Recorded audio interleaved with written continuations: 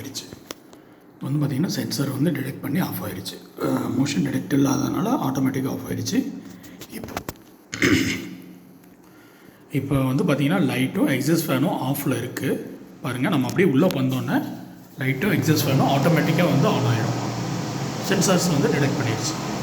இப்போ நம்ம வெளியே வந்துட்டோம்னா ஆஃப் ஆகிடும். 30 செகண்ட்ஸ் வந்து இப்போ நம்ம செட்டிங்ஸில் வச்சுருக்கனால 30 செகண்ட்ஸ் வந்து பார்த்திங்கன்னா ரன் ஆகும். 30 செகண்ட்ஸ் மோஷன் இல்லைன்னா ஆட்டோமேட்டிக்காக ஆஃப் ஆகிடும்.